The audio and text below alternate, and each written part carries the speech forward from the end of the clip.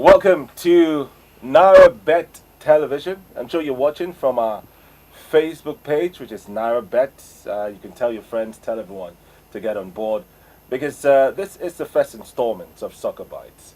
And right here on the show, in case you don't know, we talk about everything football. We do our best to cover as much as we can, but we know there's always a lot happening every single minute in the world of football.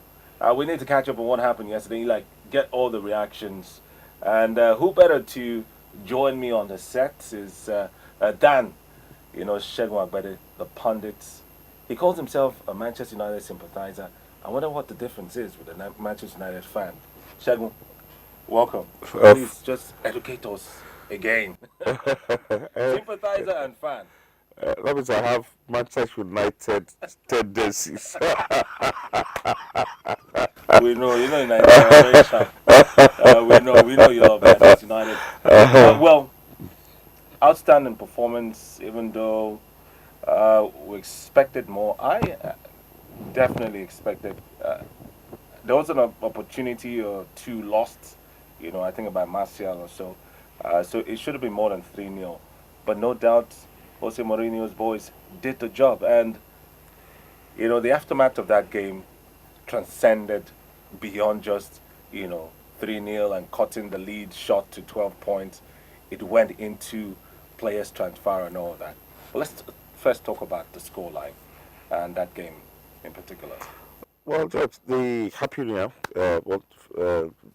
happens to you and to all our Happy New Year. viewers. Happy New Year to everybody. I need to check you. Yeah, cool. Good. Wish you the best. We always said 2018.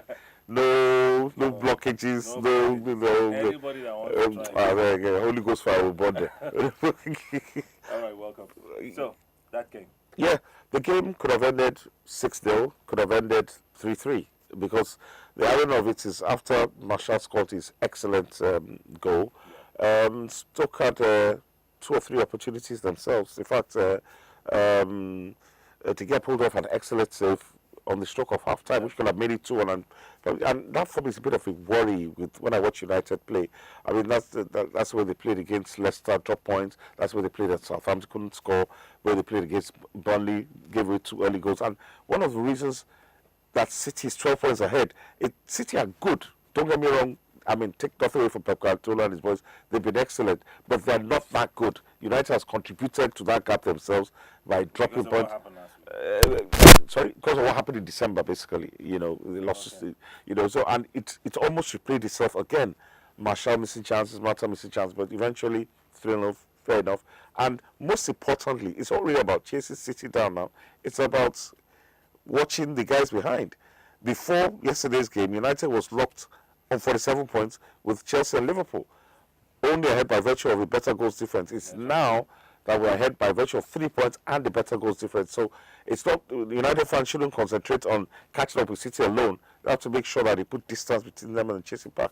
All right, so, that said, Mourinho has come under criticism. I don't think many don't think it's fair though. He got Pogba to display, some outstanding skills yesterday. Martial has, bought himself some extension in the Manchester United squad, even if we thought earlier that he would be shipped out, and used as replacement for the incoming Alexis Sanchez. Let's go into the transfer talk that, followed what happened yesterday. Alexis Sanchez, you think it's confirmed he's coming to Manchester United, and which player do you think should be used as a swap for him? I'll tell you what, a note of warning to all Manchester United fans worldwide. It's not done till it's done. It's not over till the fat lady sings. Transfers until you see the guy waving the jersey. You understand? That is, and in fact, in Mikel Obi's case, he actually was. That could be different though. But what I'm trying to say is that he was actually pictured in United. Okay, of course. You understand what I'm trying to say? He was already a United player before he became a Chelsea player. Well, at least he signed something, and I still have that picture in my head. So until you see Sanchez with Mourinho shaking hands and signing something before it's all about what could go wrong. Okay, let's look at it. Arsenal would be loath to sell Sanchez to United because they look at United as their direct rival. They won't look at What City. is that strange? Um, Van Persie, Van- Adebayo, you know, no, I don't went to City. he went to City. I mean, like selling to rivals. No, it's personal The here. biggest players. Arsenal don't mind sending to City. Adebayo, Sagna, Clichy, Nasri. You know, there's a history of United but not Manchester. If I remember, Chelsea check went from Chelsea to Arsenal. Yeah, I think it's Manchester United, but in this case, Arsenal caught between the rock and the hard place. When they have a player that obviously wants to leave, obviously has refused to sign a new contract, and then why would they now keep an unhappy player on their payroll till May when they can flog him for £35 million and another player, you know, in the January transfer window? So I think it makes economic sense. And if in answer to your question, which player would I like them to make as a midweight? Yeah. I think Mkhitaryan would be ideal. I think it would be a win-win situation for both Manchester United and Arsenal, because I think Eric Mkhitaryan was an excellent player with Dortmund. For whatever reason, he's not settled in Manchester. For whatever reason, Jose Mourinho hasn't been able to bring the best out of him. I'm not going to be critical of either player. I don't know whether it's Mkhitaryan that couldn't step up to the next level, or Jose Mourinho cannot bring out the best out of creative players like this. I really don't know. But I think if he goes to a place like Arsenal, the way they play football, the way they spread the ball, he might just do well there. And I think he'll be under less pressure in Arsenal, because Arsene Wenger is a totally different kind of manager. Two things can derail this, according to what you said. But one, we're hearing that Manchester City have decided to back out. And so, do you think that Arsene Wenger will decide not to sell? Since you've already said it makes economic sense. You know, if you leave him till the summer, it's not going to make that sense. Well, so now that City have reportedly backed out of the chase for Alexis Sanchez, doesn't it look likely he's going to United? Well, it does, but we also heard that Chelsea are sniffing around as well. What I'm just trying to say is that transfers are notoriously, especially January, the best kind of transfers are like the Virgil van Dijk deal. Yeah. It was like done and dusted, and it was announced. You understand? All the work had been, the spade work had done behind the scenes, so it was a fait accompli. Feel done, two clubs agreed, done. But this one, there's so much going on, City pulling out, and I can understand why City pull out, because one, they're competing on all fronts. Right. The amount of money that Sanchez and his agents are for salaries may actually be above what they're paying for other star players right now. And the other star players will look at it, look, we've done so much to take the club so far. Why are you bringing this guy in and he's going to be earning in January, Jonas, and he's not playing? And then besides, Sanchez might not necessarily walk into City's squad, but he will walk into United's squad any which way. You know, on our program sponsored this one, I was actually cracking a joke, because who do you think will be benched for Sanchez when it comes to United? I said they can bench Martial and Rashford and Lukaku. That is, we play 8 against him. But the major thing is going to play. But is Sanchez that good though? He is. I think he's. I think apart from his skill, I think one of the reasons why he's fallen out, he wants to win things. Sanchez hasn't really won anything appreciable at club level. He possibly won maybe a title at Barcelona as a peripheral, as a fringe player. But for a player of his talents, you know, I think he wants to go to a club where he can win. Yes, he would have won with City, but the question is, City have virtually done it without him. If he comes to United is still competing on 3 fronts. We'll talk about Bayern Munich then, you know, but that passed. That passed. Even Liverpool. I mean, that's when after Sanchez, after Suarez left, he could have won, but you know. So I think Sanchez and United will be a perfect fit. Looks like his last chance. It looks like as he's 29. You know, just like it's almost like it's eerily reminiscent of Van Persie when he left Arsenal. You know, when he said, you know, I'm not signing a new deal at Arsenal. And in fairness to Van Persie, he came to Manchester United and won himself a league title and contributed massively to United winning the title. To this question, because you know, pundits are propounding all sorts of theories right now. Alexis Sanchez is not going to City because of that. Okay, fine. Now there's a question that's surfaced on social media. Who would you rather play for? Would you play for Jose Mourinho or a Pep Guardiola right now, if it boils down to, you know, your favorite coaches? If I was you think it differs with players, or you know? It does, and I'll be very honest. I'm a Manchester United sympathizer, but I'm going to be very objective. I'd rather play for Pep Guardiola. I feel, I won't lie, I'm still scarred from what happened on December 10th.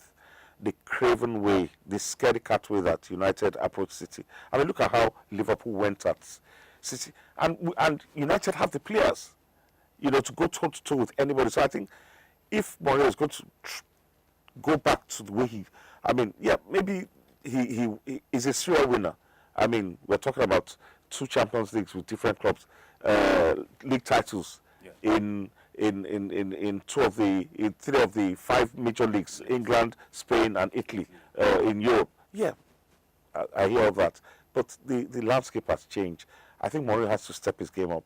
And I think when you play the big games with the big boys, you have to be able to go toe-to-toe with them. So if I was an attacking creative player, I mean, Mkhitaryan, for instance, has not flourished under Mourinho. I really don't know why. It could be the player's fault, it could be Mourinho's fault.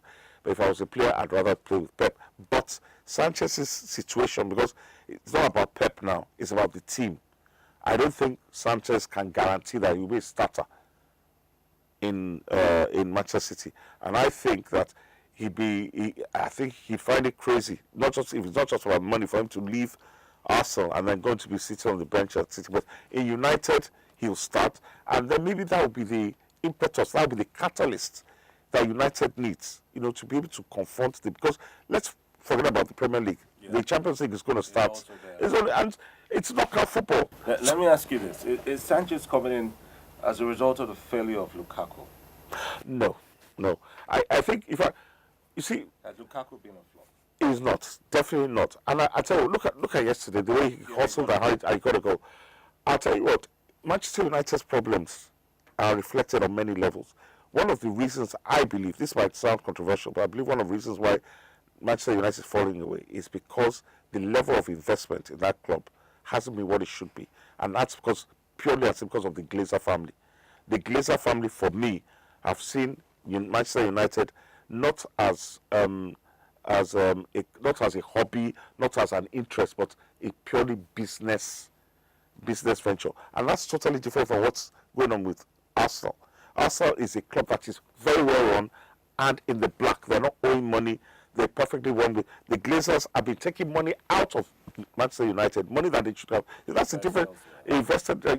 And using it for other to run the other business, putting us on New York Stock Exchange and all. So they've not. Why do I go back? You buy Lukaku. Clubs don't spend as much money that's spent in Manchester United. Sorry? Some clubs don't spend as much money. They don't, but United, as I said, multiple. Let's rewind back to Sir Alex Ferguson. Yeah. Ferguson's lack of underinvestment in Manchester United for time was legendary. The man was a genius at cobbling a team together and getting results. The biggest Ferguson's biggest investment before he left was going to buy Van Persie, just to make sure, because he realized when we lost, how did City beat United when they won on goals? It was good. They said, you know what, that's never going to happen again. I'm going to bring in a striker that will guarantee at least 25 goals in the Premier League, and he got that, and he delivered, and he got us the goals, and he got us the title. But the truth of the matter, United will be crying out for a replacement for Michael Carrick for ages, for investment in all areas of the squad. And unfortunately, we had Moyes, bought badly, Van Gaal bought atrociously, sold badly as well. And then Mourinho, who came, knew what he wanted to do, and they brought him back into the hilt, because what he asked for, most important, he bought in Lukaku, but he also needed somebody that would be giving him those crosses, giving the supply, giving the service, and that would have been Ivan Perisic of Inter Milan, who is two-footed, can operate on either wing, can play in the centre forward position, and could have been United's Mohamed Salah. So it's, as I said, a lot of things I need to put in. Okay, Alexis Sanchez is coming to United. Hopefully. And you'll be excited. I'll be very happy. As a sympathizer. As somebody that has tendencies, United tendencies, I'll be excited.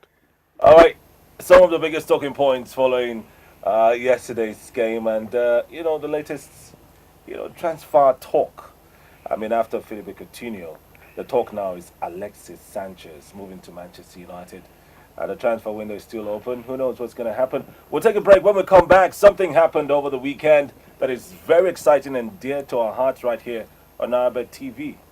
I mean, it's not like the young man's going to share the money with us, but he won a whole lot of money. simply by logging on to www.nairabet.com. We'll be right back on SOCCERBYTES.